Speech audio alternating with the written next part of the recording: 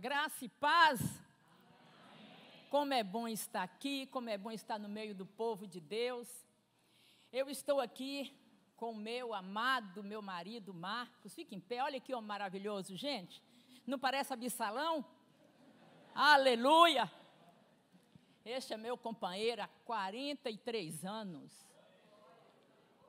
Lindo, maravilhoso, te amo. Gente, nós temos 3 filhos, nós temos 5 netos, nós temos um cachorro. Também, né, gente?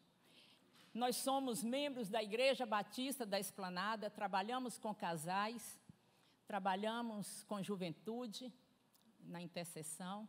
Sou cozinheira da igreja, tá, gente? Vocês me veem magrinha aqui, mas eu cozinho. Ó, faço um estrogonofe, que vocês não têm ideia. Graça e paz, Deus é bom. Hoje nós vamos aqui trabalhar um pouco com vocês, nós vamos aprender. Eu não sei nada, eu não vim dizer nada, mas eu quero com vocês discutir um tema hoje que nós precisamos, mais do que nunca, nos aprofundar. Porque nós sabemos que os dias são maus, nós sabemos que a família tem sido atacada por todos os lados, é a mídia que tem atacado a família, são os formadores de opinião. Nós temos visto que o governo, que deveria levantar sua bandeira a favor da família, tem levantado contra. Nós temos visto que pessoas estão querendo destruir a família tradicional, mas ninguém destrói o que Deus construiu.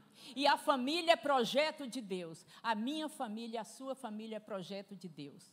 E você que está aqui, que não é casado, você que está noivo, você que está namorando, você precisa ter um foco na família, no que você quer. E para nós começarmos hoje, nós vamos ler um texto, tem que ler vários versículos, é um texto grande, mas para nosso entendimento, depois vamos dizer, o que tem a ver esse texto com casamento? Mas a Bíblia toda, de Gênesis a Apocalipse, tem algo que nos ensina. Então, nós vamos abrir Gênesis 37, nós não vamos ler todo, que é um capítulo muito grande, eu vou lendo e ao passo eu vou dizendo quais são os versículos e vocês vão acompanhando. Nós vamos começar pelo 4.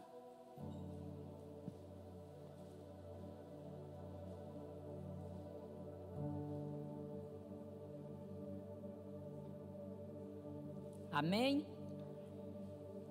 Vendo, pois, seus irmãos que o seu pai o amava mais que todos seus irmãos, aborreceram e não podiam conversar com eles pacificamente. Agora vamos no 12.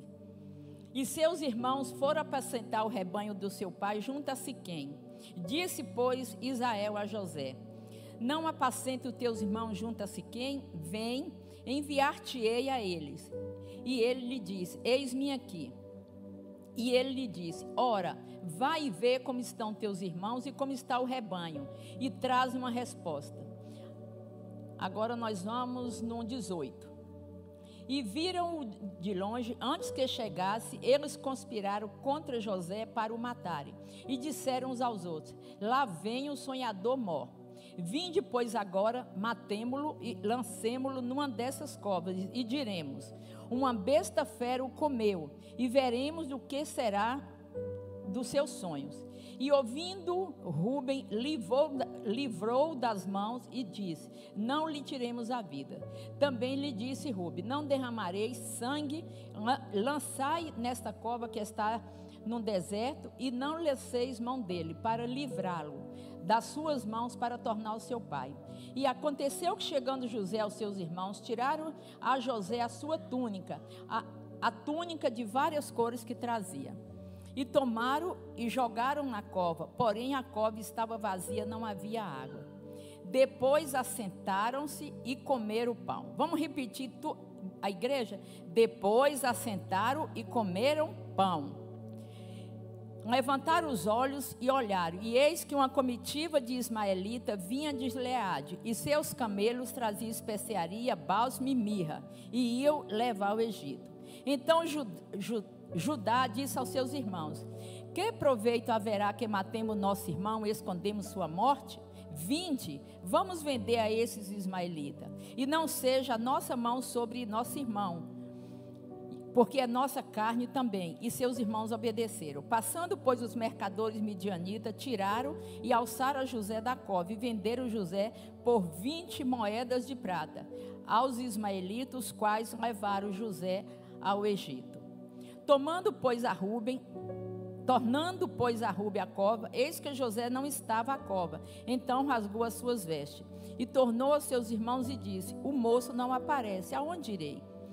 Então tomaram a túnica de José, mataram um cabrito, tingiram a túnica no sangue, e enviaram a túnica de várias cores, e fizeram levar ao seu pai, e disseram: temos achado essa túnica, conhece agora se essa será ou não a túnica do teu filho. E conheceu e disse: é a túnica do meu filho, uma besta fera o comeu, e certamente foi despedaçado. Então Jacó rasgou as suas vestes, e pôs pano de saco sobre os seus lombos, e lamentou o filho muitos dias. E levantaram todos os seus filhos, as suas filhas, para consolarem. Recusou, porém, de ser consolado, e disse: na verdade, com choro hei de descer ao meu filho até a sepultura. Assim chorou os seus pais. Pai, nós estamos aqui nesta noite porque nós entendemos, Pai, como disse o nosso irmão aqui no início, o melhor lugar do mundo para estar é na tua presença. Pai, eu não sou nada, eu sou apenas instrumento. Eu quero ficar sempre atrás da cruz, para que tu cresças e eu diminua. Meu Deus, abre os ouvidos espirituais dessa congregação nesta noite, para ouvir o que o Senhor quer falar. Abre os ouvidos, Pai, abre os olhos para ver. Abre a mente, Senhor, para compreender, e o coração para pôr em prática. Pai, não permita que casais saiam deste lugar sem ter tido verdadeiramente um encontro contigo. Que pessoas saiam daqui hoje, Pai, totalmente diferente. Que nós sejamos tomados de toda a plenitude do Senhor. Eu estou aqui, Pai, usa-me em nome de Jesus, amém. Quando a gente lê esse texto, a gente não tem dimensão do que isso faz parte de uma família. Primeiro a gente vê que essa família de Jacó era uma família disfuncional. Jacó casado com 4 mulheres.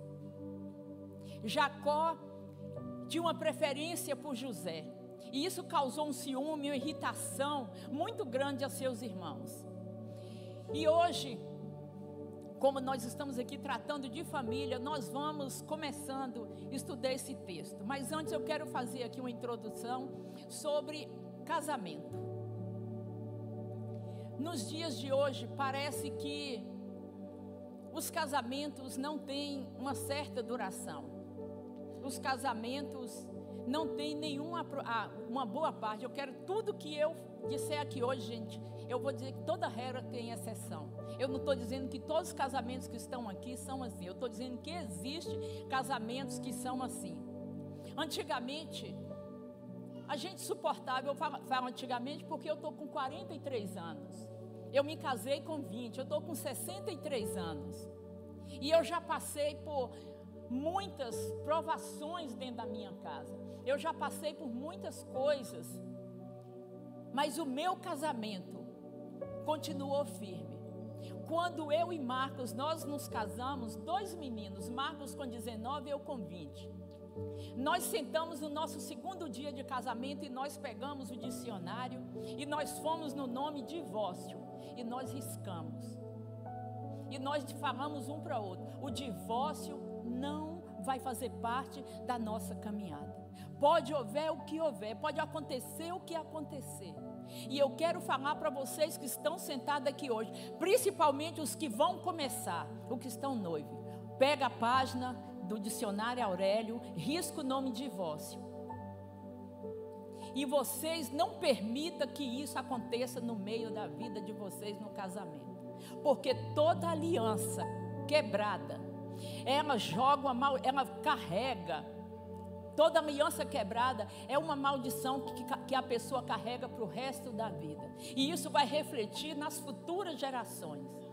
Então, se vocês estiverem aqui nesse santuário hoje, se vocês entraram aqui, e se vocês estão passando por alguma provação, por alguma dificuldade, por alguma crise, Não é o divórcio que vai resolver o seu problema. Só tem uma coisa que vai resolver o seu problema. São seus joelhos dobrados diante do Senhor.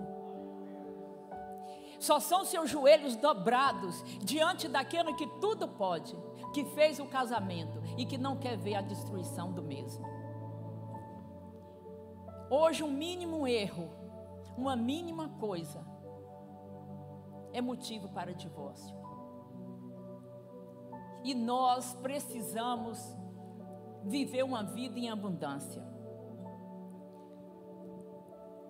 Eu estou aqui hoje, gente, em obediência a Deus. Eu ia ligar ontem, 00:15 para o Leandro, para desmarcar. Eu não poderia estar aqui hoje.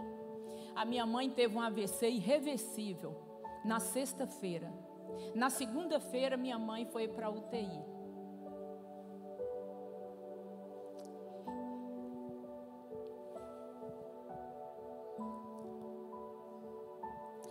E às 23h30 de ontem, eu recebo a notícia que minha mãe está numa coma irreversível. Eu ajoelhei e falei: Deus, eu vou para a Vitória da Conquista agora, caminhar 500, 600 quilômetros agora? O Senhor disse não. A sua mãe está com 95 anos. Ela viveu uma vida abundante. Eu sei a hora que eu vou recolher sua mãe. A sua mãe está morrendo. A sua mãe está voltando para mim. Mas tem muitos casais que estão sentados ali, que estão vivos, mas estão mortos. Então eu estou te chamando, eu estou falando com você: vá, me obedeça, porque da sua mãe cuida eu. O nome dela está escrito no livro da vida. Você vai levar vida para casais que estão sentados, mas estão mortos espiritualmente. Estão mortos como família. Estão mortos como casais. Não desista. Sonha, voa, faça como José. E eu pergunto para você: o que mudou hoje? Por que as pessoas hoje não têm esse desejo? Muitos casais desistem tão fácil. Você já parou para pensar o motivo que uma pessoa desiste de um casamento? Claro, gente, que toda regra tem exceção, como eu disse. Tem casos particulares e a gente não pode generalizar. Mas a maioria dos casamentos hoje estão indo por água abaixo, porque está faltando uma coisa que se chama tolerância. Tudo é motivo de separação. Tudo é motivo de divórcio. O divórcio é o caminho mais fácil. É a porta larga. Ninguém quer passar pela porta estreita porque dói, porque machuca, porque fere, porque paga preço. E casamento é renúncia, vida a dois é renúncia. Vocês que estão namorando, que estão noivos, se vocês estiverem achando que casamento é beijo, é abraço, é sexo, é vida, não casa não. Não casa, porque não é só isso. É isso também, mas é muito mais do que isso. E para você que está noivo hoje, você que está namorando, e mesmo para você que está casado, a oração que você tem que fazer para o seu casamento é a oração que está em Abacuque. Ainda que a figueira não floresça, ainda que falta fruto na vide, ainda que os produtos da oliveira minta, ainda que as vacas dos currais sejam arrebatadas e não haja que as ovelhas sejam arrebatadas, eu vou continuar casado, exultando Deus da minha salvação. Nós precisamos permanecer casados independente da circunstância. Tem doença? Tem, mas vai continuar. Tem falta de dinheiro? Tem, mas vai continuar. Casamento é para toda a vida. E outra coisa, gente, que a gente precisa entender. Gente, ninguém muda ninguém. Aí você está namorando com uma bonitinha, com bonitinho, principalmente o cara, né? Aquele homem. Nossa, que esse homem é mal educado, esse menino... Nossa, esse menino dá muito trabalho para o pai. Deixa eu falar para os rapazinhos aqui e para as meninas. Se você estiver namorando com um menino que é um péssimo filho, que é desobediente, deixa eu te dar um conselho. Solta a mão dele agora e manda caçar rumo. que vai ser um péssimo marido. Porque todo péssimo filho é péssimo marido. Quando eu estava namorando, eu falava: Senhor, eu quero um marido igual ao meu pai. Deus me deu um marido melhor do que meu pai. E vocês, rapaz, se você estiver namorando uma menina ou estiver noiva, e ela for preguiçosa, não arruma a cama, não ajuda dentro de casa, não lava uma roupa íntima, deixa a toalha pendurada no box, casa não, que você vai ter dificuldade. Não quero que ninguém termine casamento não, mas vigia e fica no mistério. Casamento é mistério puro, é ou não é, pastor? Casamento é mistério. E eu vou te dizer que ninguém muda ninguém. Gente, eu passei uma vergonha. Em julho, não, foi setembro de 2020, porque eu queria mudar algo, e seria eu que precisava de uma mudança. Em maio de 2020, minha filha perdeu o marido, voltou para nossa casa, 38 anos, e 2 filhos, um de 2 e a menina de 8. E o cachorro. Olha a minha cara de alegria quando eu falo de cachorro. Aí volta o cachorro. Gente, eu não gosto de bicho dentro da minha casa, porque eu sou uma pessoa extremamente organizada. Eu detesto bagunça, cheiro de xixi. Ô, gente, e tempos difíceis. E eu chegava em casa, meu apartamento, eu moro numa cobertura. Quando eu chegava no 2º andar, o cheiro de xixi, eu falava: pai, se possível, mata esse cachorro, Deus. Eu tenho umas orações que eu faço e Deus me atende, mas eu falava: não, Deus, não mata não, senão os meninos morrem. Já perdeu o pai. Ô, gente, e aí eu estou no meu trabalho e chega uma menina e fala assim: irmã Neide, eu passei aqui para você me dar uma carona. Você me leva em casa? Eu levo. Aí ela disse: eu estou te achando tristinha. Eu olhei para ela e fiz assim: oi, irmã Sônia, deixa eu te falar uma coisa. Eu amo minha casa, mas eu não estou com mínima vontade de voltar para casa. Ela: nossa, irmão, o que houve? Falei: minha filha está lá em casa com o cachorro, e o cachorro só Jesus na causa. O cachorro faz xixi na casa toda, sobe no meu sofá, mexe na coisa. Ela olhou para mim assim e falou: irmã Neide, que decepção. O que adianta você estar pregando para os outros se você não prega dentro, se você faz um trem desse dentro da sua casa? Você não tem vergonha, não? Eu falei: nossa, mulher acabou comigo, isso foi o mínimo. E essa mulher foi falar, parecia marita, na minha cabeça. Eu falei: papai do céu. Ainda levei a infeliz em casa. Aí eu fui pensando, né, quando eu cheguei em casa, e o bichinho, toda vez que eu chegava, que eu ouvia meus passos, que eu ando de salto e ando rápido, minha menina falava: mãe, você acredita que o Dart fica na porta te esperando? Aí eu voltei para casa nesse dia e a porta estava aberta. Quando eu olhei o cachorro, eu falei: vem cá, meu bebê, eu te amo. Gente, não era o cachorro que ia mudar, era eu. Ficou mais leve, sabe? O clima ficou melhor. Hoje, o cachorro é meu bebê. O cachorro é meu bebê. Eu lavo o xixi, glória. Oh, Senhor, muito obrigada, papai, que eu tenho 2 braços, 2 pernas, disposição para limpar xixi, cocô desse bicho. Então, gente, ninguém muda ninguém. A mudança começa em nós. A mudança precisa começar em mim e em você. Se você quiser permanecer casada, não espera a mudança do outro, porque não vai mudar. E a gente vê que muitos casais, principalmente quem está namorando, tadinho dos namorados hoje, das noivas, fica esperando isso, essa mudança.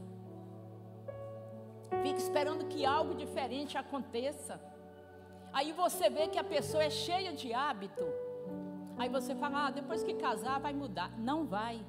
Aí depois que você casa, aquilo que você achava bonito quando estava namorando, quando estava noivo, hoje você quer mudar. Isso te incomoda hoje. Isso se chama intolerância. Então, a gente não muda.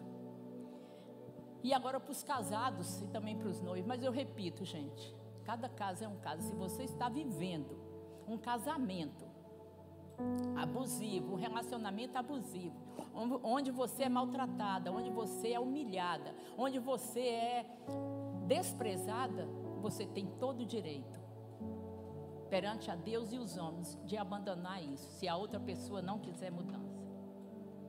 E casamento é feito de coisas boas e de coisas ruins. Você precisa ver o seguinte: se seu casamento tem mais coisas boas do que ruim, vale a pena persistir, vale a pena buscar mais a presença de Deus. E as crises fazem parte da nossa vida. Quem conhece a mim e o Marcos aqui, sabe o que nós já passamos. Mas o nosso casamento, como eu disse, não foi abalado, porque nós fizemos um propósito diante de Deus, que nosso casamento não seria abalado.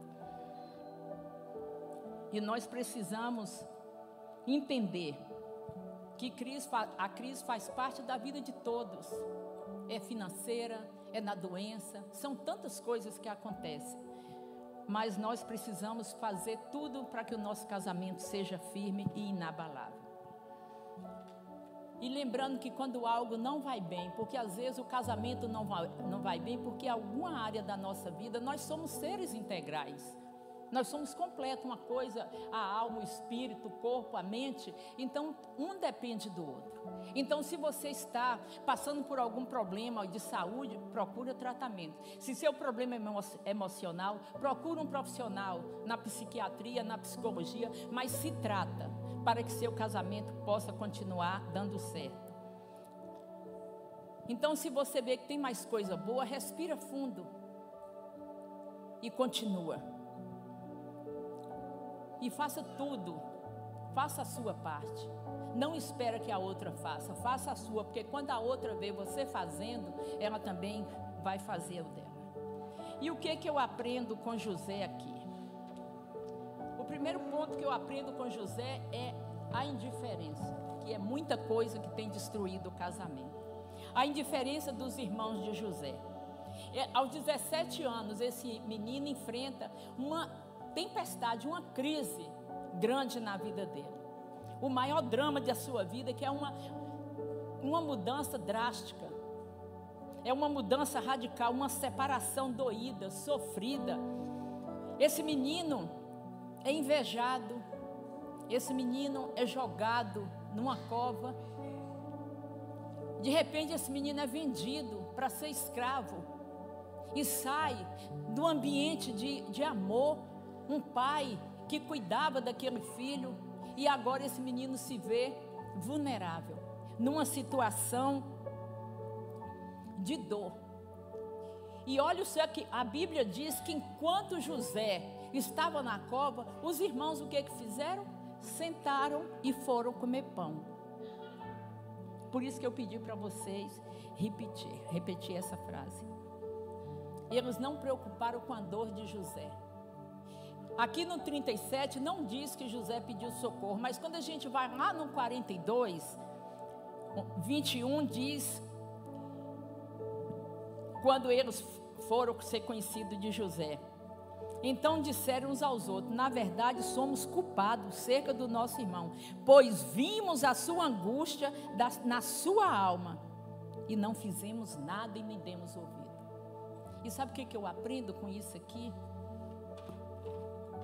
Que há muitos casamentos assim, há muitos casais assim, há muitos maridos e esposas assim, não se preocupa, não se incomoda com a dor um do outro, não está nem aí para o problema do outro, não faz nada para melhorar a vida, para ajudar o outro, é indiferente, é insensível, como esses rapazes, diante da situação do irmão. Vive como se fosse o ator, a atriz principal da cena, como se o casamento fosse somente para um lutar e o outro não. Por isso que os divórcios vão aumentando dia após dia. Por isso que nós temos visto tanta ferida na alma das pessoas. E onde se faz a maior ferida da alma? Dentro da própria família. Por que as cadeias estão lotadas de jovens, de homens, de mulheres? Porque foi ferido dentro da família. Que é o lugar onde a gente precisa de paz, de harmonia, de cura. E a maioria está ferida, está machucada. E muitos casamentos não avançam porque a frieza também dos cônjuges estão assim como os irmãos de José. Aquela frieza, indiferença, que olha para o seu esposo ou para a sua esposa como se não fosse nada, como se fosse um objeto descartável. Um está pedindo socorro, às vezes cometeu algum erro, pede uma segunda chance e a pessoa está indiferente, a pessoa está fazendo de conta que não está vendo, está deixando os ouvidos surdos, os olhos cegos. Ignora o pedido de socorro um do outro. Por isso que os casamentos naufragam. E esse texto nos mostra essa indiferença e essa frieza. O segundo ponto que eu aprendo nesse texto, José enfrenta a dor do abandono. Esse menino era o filho mais novo e amado de um pai já idoso. E os irmãos, para não matar, joga naquela cova e faz. Olha a astúcia que esses rapazes fizeram. Tudo já planejado. Eles matam um cabrito, tira a túnica do rapaz, rasga. E num gesto egoísta, penso eu, não está na Bíblia, que eles devem ter falado isso, era muito melhor a gente vender, pelo menos vai render aí algum dia. E eles vendem José por 20 moedas de prata, uma atitude egoísta. E muitos casamentos vivem assim. Eu e eu. O outro, problema, estou nem aí. E muitos esquecem que tirou uma pessoa de uma família, de um ambiente gostoso, aquele ambiente onde tinha amor, onde tinha carinho, onde tinha ternura, onde tinha conversa, onde tinha sorriso, onde tinha alegria. E começa a desprezar.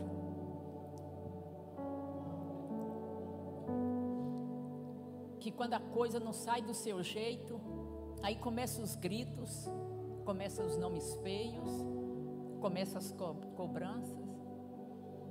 Eu estava indo para a academia na segunda-feira e quando eu cheguei a academia ainda estava fechada. E eu vou para a academia muito cedo. Quando eu chego, eu fiquei esperando, sentei, tem um banquinho na porta, eu fiquei esperando.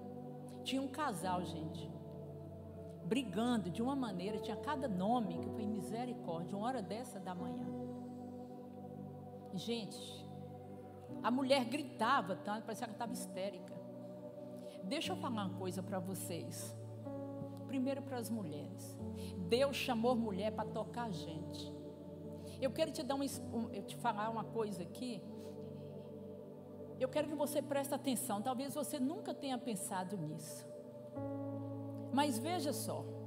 Se o homem acorda mal-humorado, o dia vai normal para todo mundo. Se o filho acorda mal-humorado, também. Agora, veja se uma mulher acorda mal-humorada. A família toda sofre. Porque mulher toca gente. Mulher foi chamada para tocar a gente. Quando a mulher levanta com um sorriso, a casa toda fica leve. Mas pensa em uma mulher acordar mal-humorada. Naquele dia de TPM, azeda, que não tem açúcar que adoce. Ou então as mais da minha idade, na menopausa, que é o trenzinho, gente. As menininhas novas estão achando que é só TPM. A Sofia essa semana falou, opa, o que é menopausa? Eu falei, foi algo que Deus não criou, inventaram e jogaram em cima da gente. E não é fácil, gente, administrar TPM nem menopausa. E casais que eu aconselho, já foi na minha casa, um dia um rapaz chegou na minha casa e falou, irmã Neide, eu vou separar. Eu não aguento mais a TPM da minha mulher. Eu falei, menino, deixa eu te falar uma coisa. Você é homem? Sou. Falei, você tem certeza? Tenho. Eu falei, senão eu ia mandar você casar com um homem. Porque não quer TPM, não quer menopausa. Gente, não foi a gente que criou isso, não. Isso é da natureza. Se você não é um homem suficiente para suportar a menopausa da sua mulher, nem a TPM, você é um fraco. Você me perdoa. E casamento não é para gente fraca. Casamento não foi feito para gente milindrosa, de mimimi. Filhinho mimado de mamãe. Casamento foi feito para homem forte, homem cheio do Espírito Santo. Casamento foi feito para mulher tomada de todo o poder do Senhor. Aquela mulher turbinada. Aquela mulher que faz a coisa acontecer. Aquela mulher que chega, o clima está todo bagunçado, ela fala, aqui não, Satanás. Gente, porque tem hora que a gente precisa orar, mas tem hora que a gente tem que bater o pé e falar, aqui não, Satanás, a minha casa é do Senhor. E o que está precisando hoje é disso, é de autoridade masculina, porque a maioria das pessoas que vão na minha casa pedir conselho, é a mulher quase morrendo, e o homem está lá, conversando, eu com os dois conversando, e o homem, eu falo, Jesus, queima esse trem. Ô gente, eu falo, tá, queima esse trem. Outro dia, a minha nora chegou para mim e falou assim, ela me chama de Neidinha. Neidinha,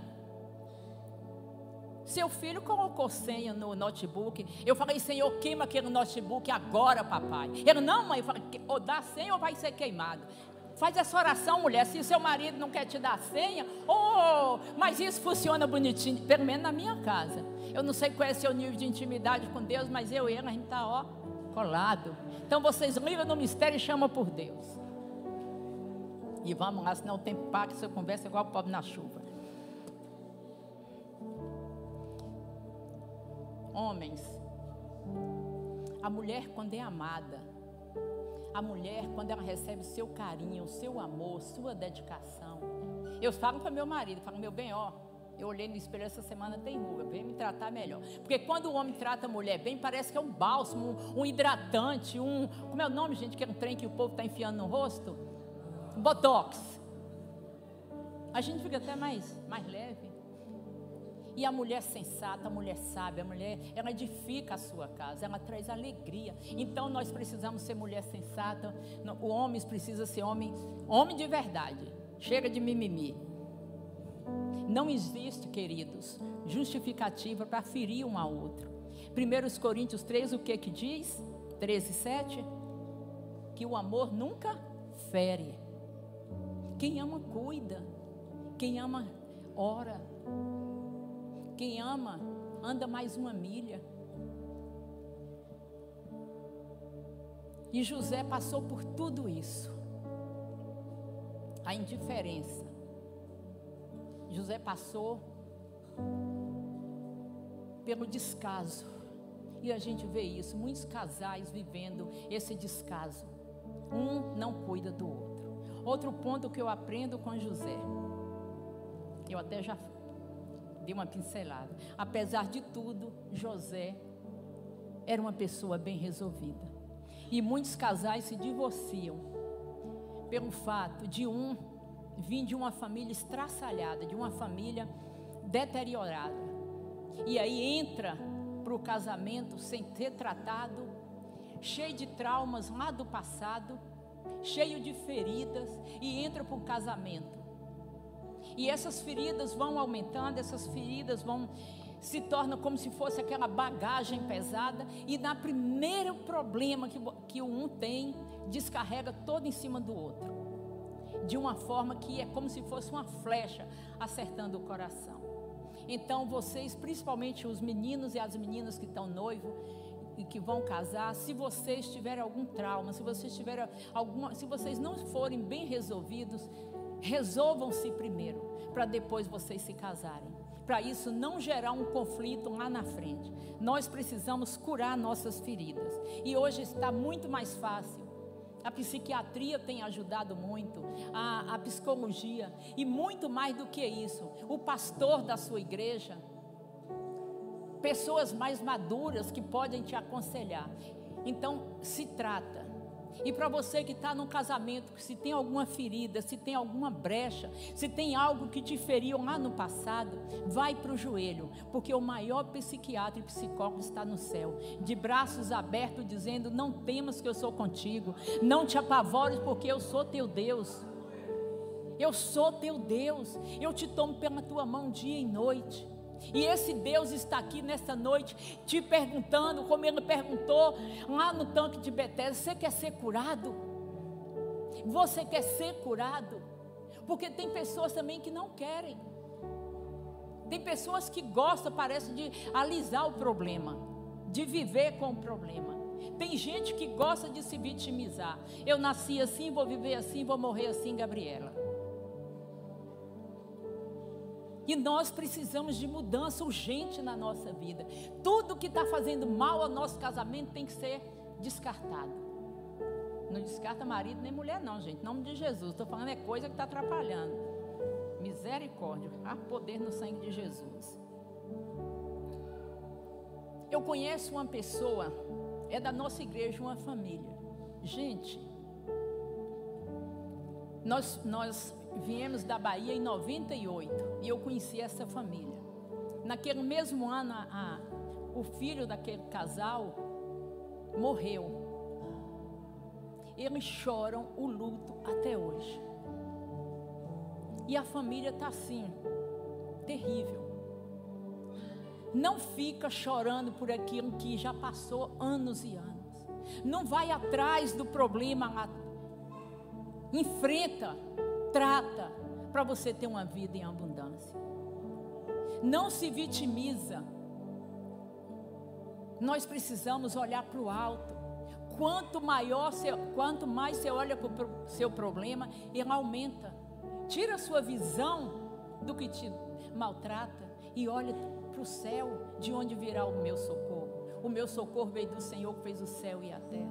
Precisamos elevar nossos olhos para o monte. Outro ponto que eu aprendo com José: a mentira não sustenta nenhum relacionamento. Os irmãos de José enviam a túnica para o pai. Olha que cinismo, olha que falta de amor, olha que desrespeito que esses rapazes fizeram com esse pai. E essa mentira foi sustentada por 22 anos. E tem casais que vivem dentro de uma redoma de mentira. E como esses irmãos de José, que em momento nenhum a gente viu um sinal de arrependimento. Nós temos visto, principalmente nós que aconselhamos casais, um ao outro se ferindo, mas como se fosse a coisa mais normal do mundo.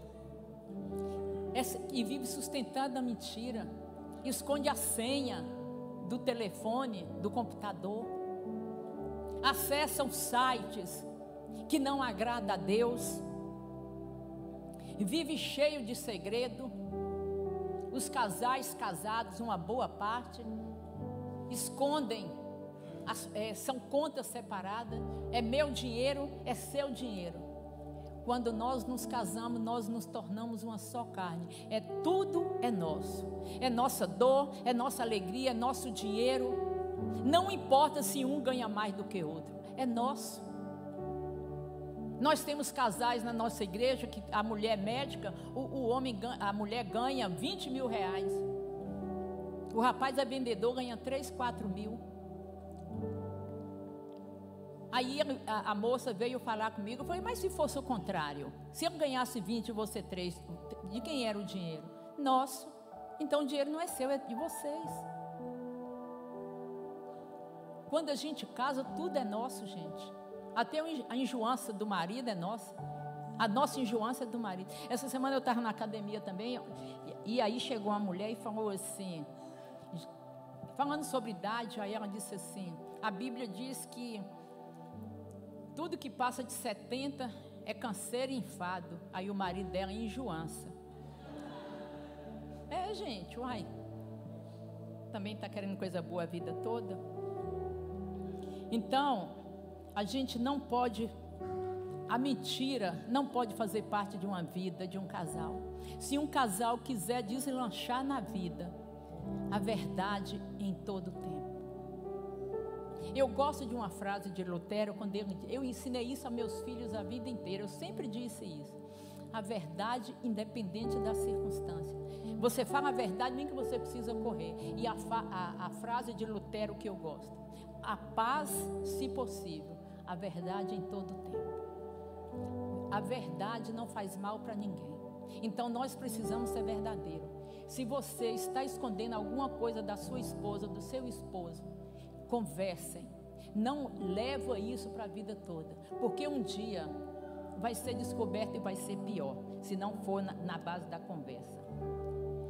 Nós temos visto também o que a gente viu aqui com José, com os irmãos de José com relação ao pai, a insensibilidade emocional. Olha o que esses rapazes fizeram com esse pai e com esse irmão. E nós temos visto também casais assim, esse abandono total dentro da própria casa. E hoje, principalmente por causa dessas mídias, por causa das redes sociais, nós temos visto casais casados e separados dentro do mesmo teto. Meus irmãos, minhas irmãs, eu estava falando com o Leandro, na hora que eu cheguei, o mês que eu mais usei telefone foi esse mês de fevereiro e março. Eu estou toda hora no WhatsApp olhando, por causa minha mãe mora na Bahia, em Vitória da Conquista. Amanhã eu vou para lá cedinho. E toda hora eu estou no telefone. E é uma coisa que cansa, é uma coisa que suga, pelo menos a mim. Se eu entrar no Instagram 3 minutos, eu infarto, porque eu não dou conta daquele trem. E outra coisa, gente, vida de Instagram, você pode estar vendo casal lá, lindo e maravilhoso. Aquilo não é vida, vida é você sentada aqui hoje, isso é vida. Então sai das redes sociais. Outra coisa que tem maltratado as famílias, e isso eu digo porque eu recebo continuamente essa mesma queixa, principalmente das mulheres. O que tem de homem, misericórdia, visitando o site pornográfico. Eu não sei se vocês viram uma pesquisa, e eu fiquei estarrecida. Segundo a pesquisa, 75% dos homens crentes visitam site pornográfico. E 23% das mulheres também acessam. Em nome de Jesus, vocês hoje vão fazer uma aliança com Deus e com sua esposa e com seu esposo. Não sei se tem alguém que faz isso aqui, mas em nome de Jesus, abandona isso. Isso vai trazer maldição para dentro da sua casa. Isso vai trazer pobreza, isso vai trazer briga, isso vai trazer separação. Não troque, não descarta seu cônjuge, não troca o real pelo prazer momentâneo, não vale a pena. Nós precisamos ter um casamento tão forte, mas tão forte, que pode vir tempestade dos 4 cantos. Não deixa isso. Já não é fácil viver a 2, é muito difícil, porque nós somos diferentes. Mas nós precisamos viver aquilo que está lá em Mateus 7, quando fala dos 2 fundamentos. Que uma casa que é construída na areia, qualquer vento derruba, mas a casa que é construída na rocha, que é Jesus Cristo, pode vir vento dos 4 cantos. E às vezes somos nós que estamos procurando destruir a nossa casa, com nossos pecados, com as nossas visitas imorais. Em nome de Jesus, hoje nós vamos sair daqui livre e liberto desse pecado. José foi descartado por seus irmãos, enfrentando frieza e indiferença. Outra coisa que eu aprendo com José, a fidelidade desse menino. E isso agora nós vamos ler aqui no 39. Não, desculpa, gente, não é 39 não.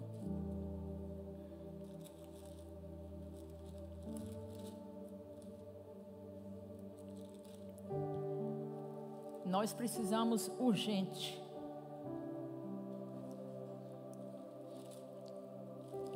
tratar nossas feridas, tratar nossa alma. Nós precisamos urgentemente viver a nossa vida na presença do Senhor. Diz que José foi levado para o Egito, para a casa de um homem, e esse homem era casado, para a casa de Potifar. E de repente esse menino vai, e quando ele chega na casa desse homem, diz que a mulher começa a infernizar a vida de José. José, ele tinha uma grande coisa. Onde José chegava, a prosperidade chegava, mas a provação também chegava. Onde José chegava, tinha vida. José interpretava sonho, José mudava história. E José, de uma fidelidade, que é o que nós precisamos, gente, como casal, ser fiel em todo o tempo. Não achei a passagem aqui, não. Peraí que eu vou achar.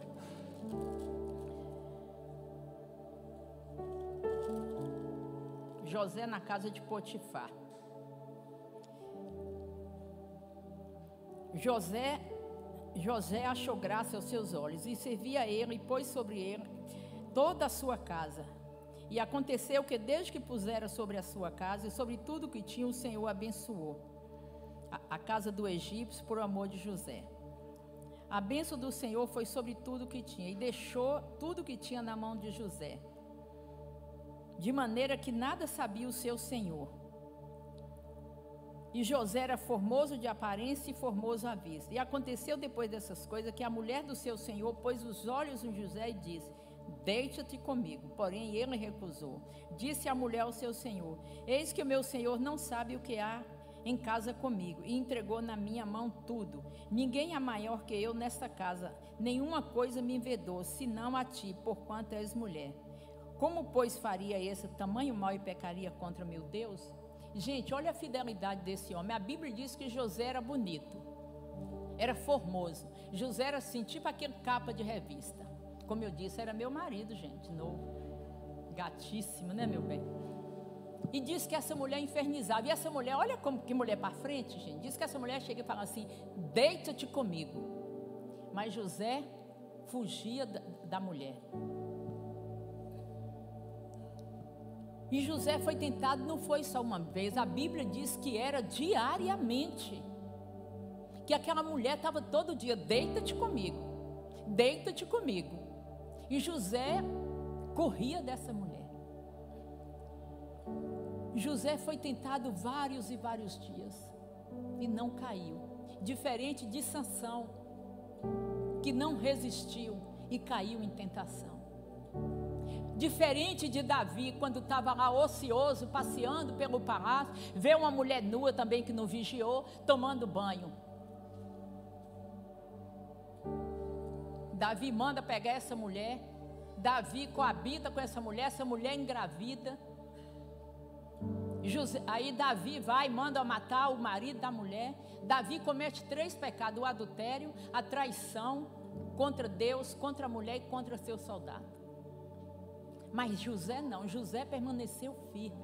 E sabe o que eu aprendo, casais? Isso é um alerta para nós, meus queridos. Presta atenção nisso, isso é um alerta para nós.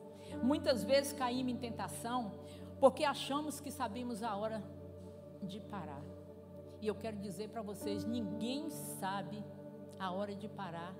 Ninguém sabe até onde pode ir. Então, na hora da tentação, fuja, faça como José. Não caia em tentação.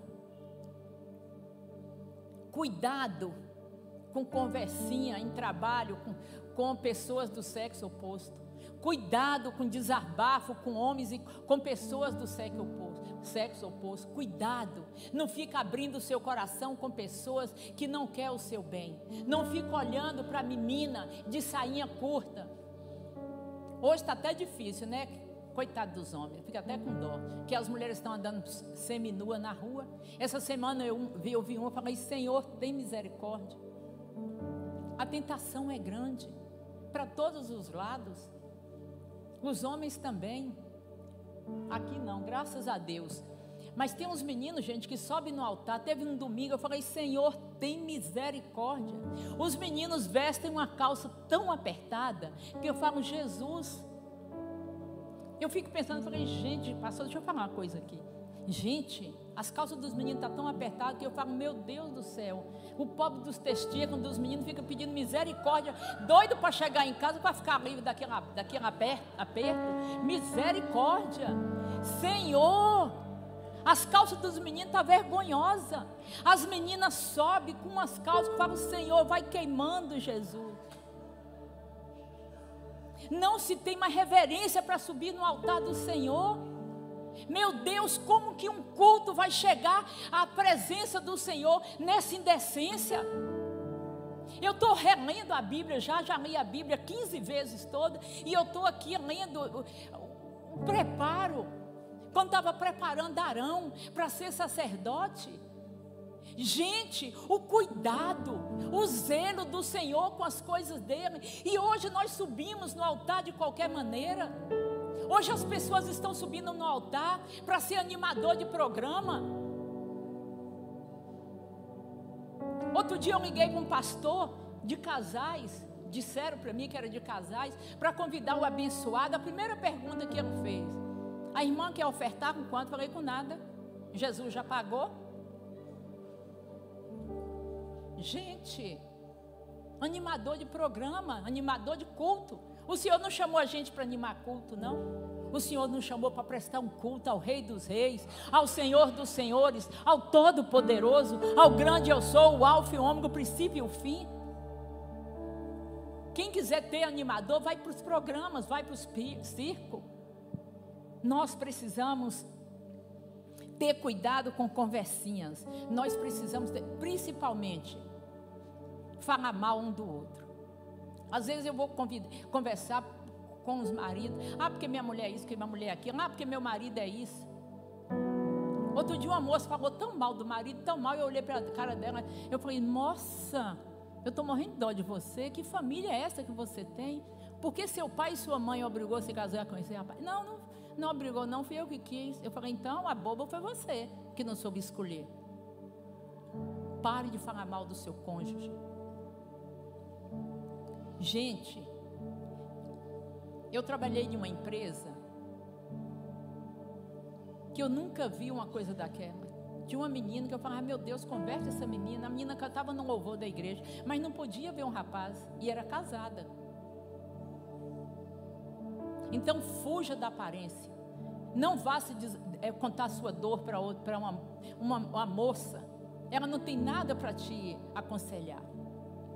Gente, hormônio não converte, tá? Se vocês acham que hormônio converte, vai ler Bíblia. Nem converte, nem teme a Deus. A única maneira de fugir da tentação é fazer como José: fugir, correr, deixa a roupa. Mas não vai brincar com pecado, não. Não brinca com pecado. E eu falo sempre para meus netos e para meus filhos: se afasta do pecado, para que o pecado não te afasta de Deus. Porque ai de nós se estivermos longe de Deus. Ai, gente, eu tenho que falar um trem aqui, mas tem menina solteira. Fecha os ouvidos aí, os solteiros, por favor. Mas eu vou falar para vocês também já ficar ligada logo no mistério, tá, pastor? Gente, mulher, em nome de Jesus, para de fazer guerra de sexo, é palhaçada, tá? Pode parar. As carinhas dos homens, tudo feliz, ó. Olha para trás, pastor, para você ver suas ovelhinhas tudo rindo. Como dizia minha mãe, um dia eu fui reclamar com a mamãe de uma sabedoria. No início do meu casamento, eu falei: ah, mamãe, nossa, estou aguentando mais isso, é sexo de manhã, de tarde, de noite. Ela disse: minha filha, quem não presta assistência abre concorrência. Eu falei: misericórdia, papai. E uma vez eu fui fazer um curso, quando eu fui trabalhar na Volkswagen, a primeira frase que eu ouvi, falando sobre venda: quem não presta concorrência, quem não presta assistência vira concorrência. Eu falei: ah, meu Deus, foi mamãe que mandou essa frase. Mas é isso mesmo, gente. Pensa isso, se não é? A pessoa precisa ser assistida. E às vezes as moças falam: ah, irmã, nem estou fazendo guerra de sexo. Eu falei: burra. Nós precisamos. Hoje, gente, está tão raro isso hoje. Vocês estão querendo fazer guerra de sexo? A Bíblia diz, não sou eu que estou dizendo não, e o pastor está aqui, que vai chegar um tempo, olha só, depois vocês vão ler Bíblia, que diz assim: 7 mulheres agarrarão um homem e vão falar: tira o nosso opróbrio, porque a nossa vergonha é muito grande. Então cuidado, tem o seu, segura aí, põe uma algema e fala: esse é meu, ninguém pega. É ou não é, pastor? Estou falando nada fora da Bíblia aqui? Glória a Deus. E eu vou falar para vocês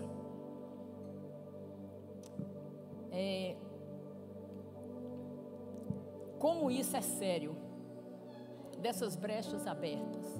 Precisamos fechar a brecha, porque uma coisinha desse tamanho vira uma coisa grande. Eu aconselhei um casal há muito tempo, e esse rapaz ficava dando carona para coleguinha, dando carona. O ano passado eles divorciaram. Ela tem uma filha, acho que de 17 anos e uma de 8. Está um sofrimento tão grande. Porque às vezes os casais falam, vai separar para um ficar livre do outro. Não vai ficar livre se você tiver filho. E quando você separa, quem mais sofre são os filhos. Todo filho precisa de uma figura paterna em casa e de uma figura materna unida. Então se esforcem, gente. Façam de tudo para vocês manterem o casamento. Tem jeito sim. Pode até atravessando alguma dificuldade, mas tem jeito. Voltando lá para a tentação. Se há um olhar diferente para você, se você vê que tem algo no ar, corre, fuja. Porque se você tentar administrar a tentação, você vai naufragar. Não brinca com o pecado. A Bíblia diz que um abismo chama outro abismo. E você tem que se lembrar todos os dias. Eu fiz uma aliança primeiro com Deus e também com minha esposa. José preferiu ir preso com a consciência limpa que ficar livre com a consciência machucada, com a consciência presa ao pecado. Mas sabe por que José fazia tudo isso? Porque José tinha a presença de Deus.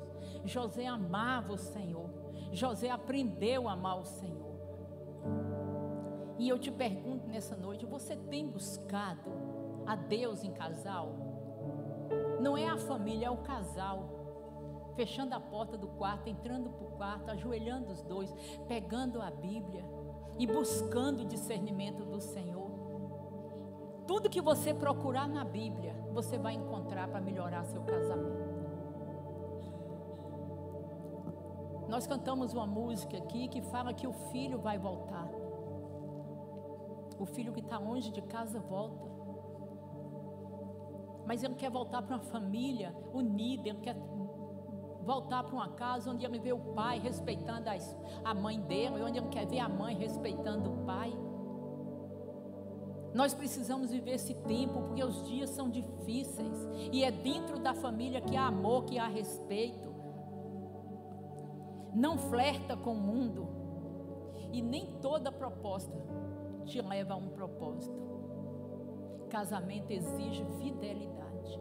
Se você quiser ver sua família unida e restaurada, é oração. Vocês meninos que estão namorando e noivos, comece a orar hoje pelo seu casamento. E comece a orar pela sogra também. Nós precisamos, eu falo isso sério, gente. Eu falo para meus netos todos os dias. E eu faço isso. Senhor, dê a meus netos sogra segundo o coração do Senhor. Você precisa amar a sua sogra, porque se não fosse a sua sogra, você não estava casada com esse maravilhoso e essa maravilhosa. Então ora por sua sogra.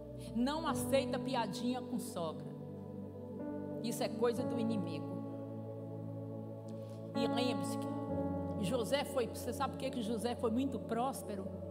Porque José foi fiel. Em todo o tempo José foi fiel a Deus. José temeu a Deus em todo o tempo.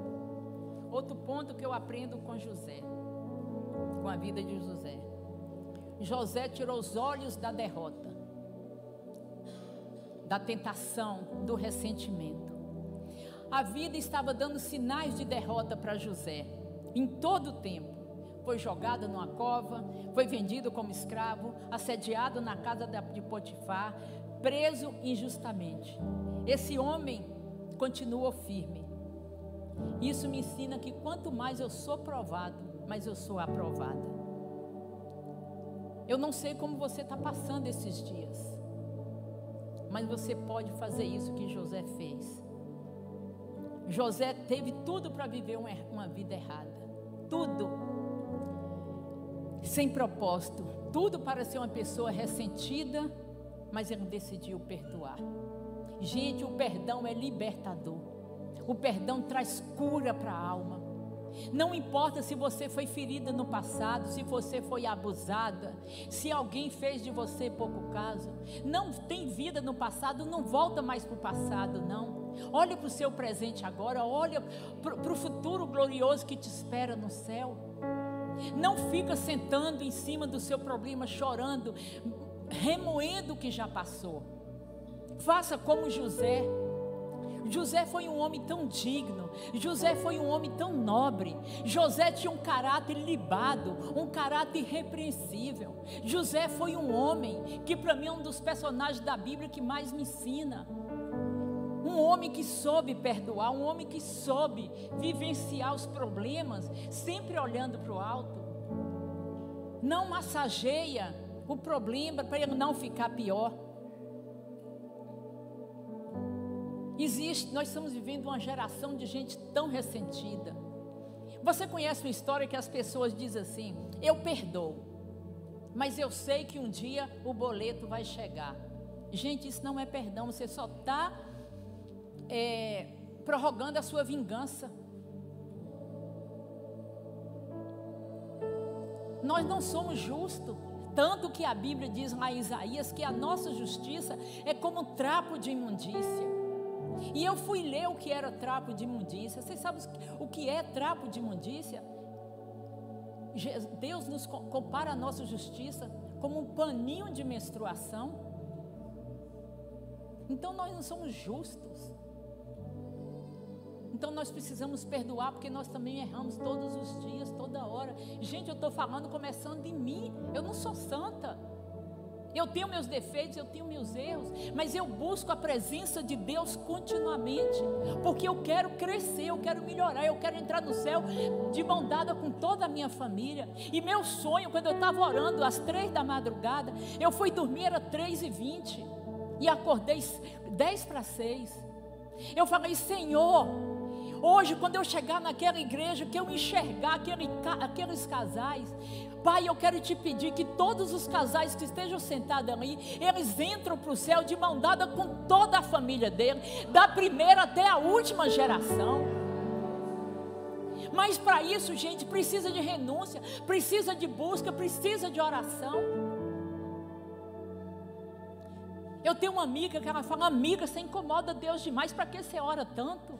Eu falei: porque eu tenho filhos e netos, e eu não vou perder meus netos para o diabo, eu não vou perder meus netos para o inferno, eu não vou perder meus netos para o Satanás. E eu sei que tem mães que estão sentadas aqui hoje, que estão chorando pelos seus filhos. Continua chorando, minhas irmãs. Sabe por quê? Agostinho diz uma frase que eu amo: os filhos de muitas lágrimas não se perderão. O filho pródigo vai voltar para a presença do Senhor. Não desista, ora, clama, jejua. Meu marido disse que eu sou doida, que tem hora que eu faço um jejum de 24 horas. Eu levanto de madrugada e falo: Senhor, perdoa os pecados dos meus filhos. Não sei o que eles cometeram hoje, nem meus netos, nem meu marido, nem minhas noras. Mas já estou aqui, Senhor, como Jó. Já estou aqui pedindo perdão. Gente, tem coisa que é só jejum e oração. É jejum e oração. Tem a Bíblia mesmo, quando aquele povo volta toda noite: Senhor, por que nós não conseguimos expulsar demônios? É só e o Senhor diz: tem coisa que é só com jejum e oração. Tem casta de demônio que é só com jejum e oração. Você não precisa estar com conversinha no ouvido do seu marido: não faz isso, não faz isso. Ora porque muda, ora porque transforma, ora porque tem libertação, ora porque Jesus chega, Jesus vê, e Jesus está aqui nesta noite. Jesus está aqui nessa noite dizendo: acorda, igreja, acorda, casais. Porque eu bem sei os pensamentos que tem a vosso respeito, pensamento de bem, não de mal, para vos dar um fim e uma esperança. Então buscar-me-eis e me achareis, quando buscar todo o vosso coração, e serei achado de vós. É a presença do Senhor que muda a nossa vida.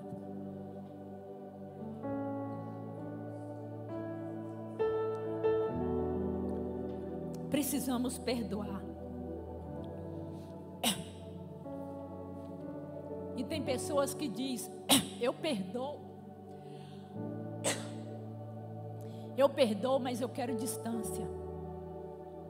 Você já parou para pensar se cada erro seu, se cada pecado, Jesus olhasse para você, aparecesse frente a frente e falasse, você está perdoado, agora você sai da minha vida que eu não quero te ver mais. Para pensar. Se Jesus fizesse isso conosco, nós estávamos mortos e consumidos. José fica...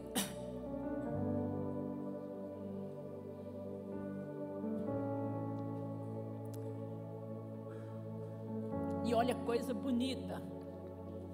Diz que José, 22 anos longe,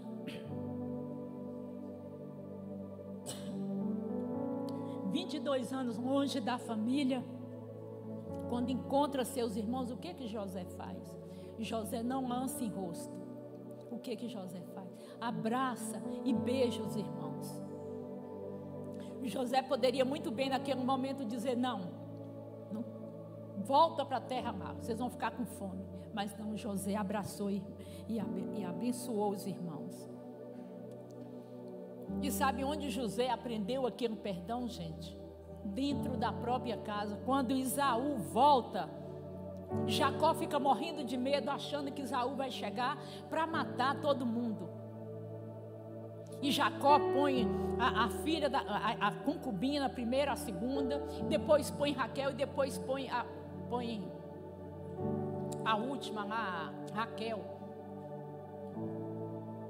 Põe Lia e Raquel. E José está atrás. Mas José viu quando Esaú chega e abraça Jacó e beija. Então ele aprendeu o perdão dentro da casa. Então seus filhos, você precisa ser exemplo para seus filhos. Você precisa ser espelho para seus filhos. Porque os seus filhos não olham espelho no mundo, nem olham espelho dentro de casa.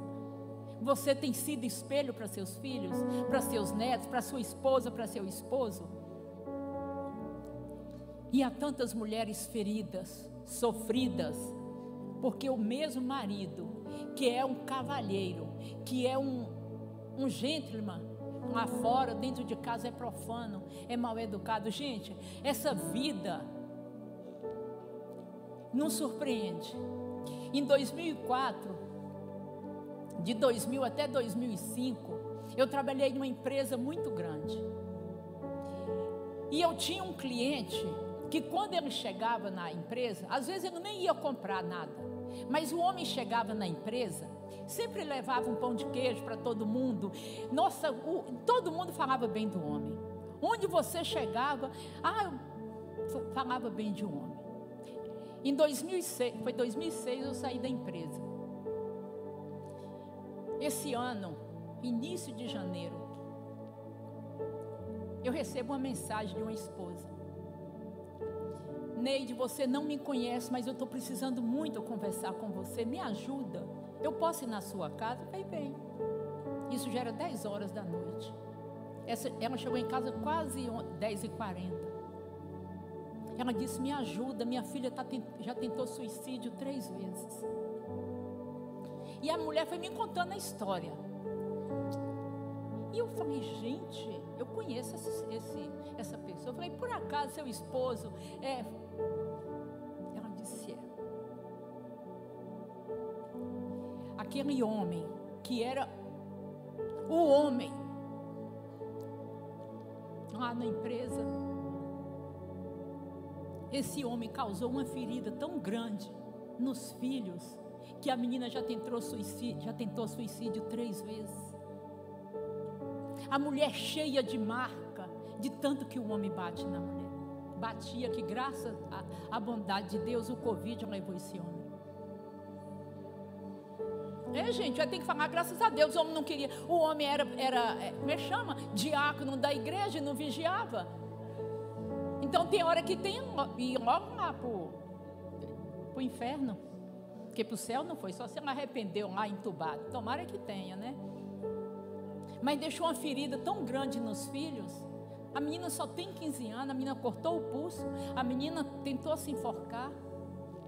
Porque o pai, o homem zeloso, amoroso com os de fora, não é dentro de casa. E a gente vê isso no nosso dia a dia, no nosso cotidiano. Nós precisamos mudar. E se tem alguém assim, em nome de Jesus, você vai sair daqui hoje curado e transformado. E José viveu o drama da espera, mas José não desistiu. E quando os filhos de José nascem, Manassés e Efraim, e Manassés ele deu o nome, porque significa Deus me fez esquecer. Efraim, Deus me fez prosperar. José foi traído, humilhado, torturado emocionalmente.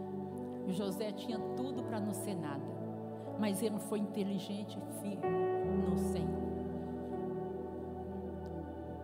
E quando Jacó morre, nos tempos da morte de Jacó, antes de morrer, ele chama os filhos e ele abençoa José e ele diz: José é como um ramo frutífero. José é como um ramo frutífero, e os seus ramos se estenderão sobre os muros. Você é um ramo frutífero como casal. Nós precisamos ser esse ramo frutífero.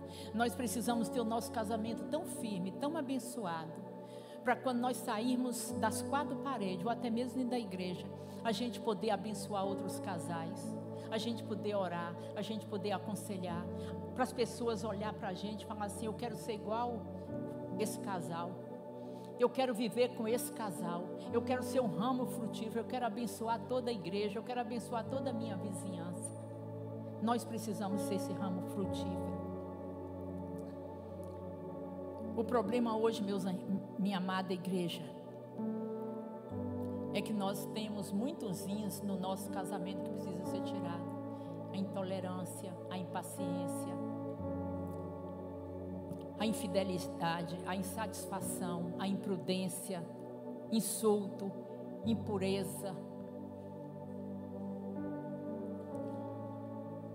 Não queira ser dono de tudo. Não queira ter razão em tudo. Quando tiver uma discussão, para. Quando eu me casei, como eu disse aqui no início, eu sou muito organizada. Marcos tomava banho e deixava a toalha em cima da cama. Aquilo para mim era o fim. Depois que eu voltei da lua de mel, uns 10 dias depois, eu fui conversar com a mamãe. Falei: mamãe, todo dia quando o Marcos termina de tomar banho, eu já pedi para ele deixar a toalha em cima da cama.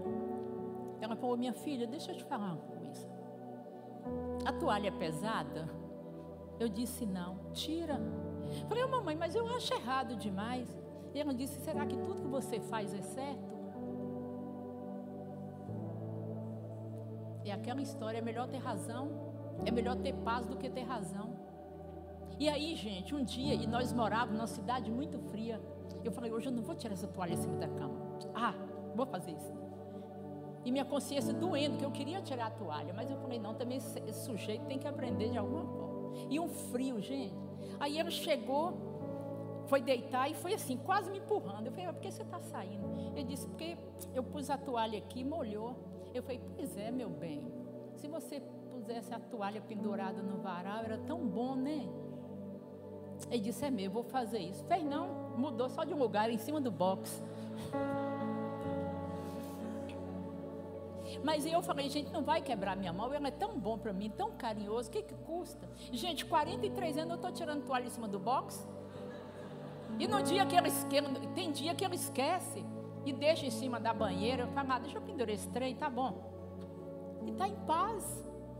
Agora imagine toda vez que Marcos deixasse. E eu também, gente. Ele fala: meu bem, por que você só deixa o shampoo aberto? Aí eu lembrei de mamãe: será que é somente ele que faz o errado? Então, gente, é um ajudando ao outro. É um ajudando ao outro. Gente, outra coisa que eu já estou terminando, mas isso aqui não pode deixar de falar, não. Se seu cônjuge te feriu, te machucou, conversem, sem atacar o caráter um do outro, sem machucar, sem ferir, sem brigar. Porque quando nós estamos com raiva, nossas emoções, quando a gente toma quando a gente toma uma decisão na hora da raiva, quando a gente diz alguma coisa no calor da emoção, a gente peca, a gente erra, a gente fere. E as nossas emoções, quando estão bem aguçadas, elas agem de forma inconveniente. Então, cuidado, não age movido pelo impulso. Você conhece aquela pessoa que diz assim: eu sou sincera, eu digo tudo que sinto. Eu olho para ela e falo: você não é sincera não, você é sem noção. Que a pessoa sábia, sincera, ela diz o que precisa com sabedoria, porque nem tudo precisa ser dito. Amém?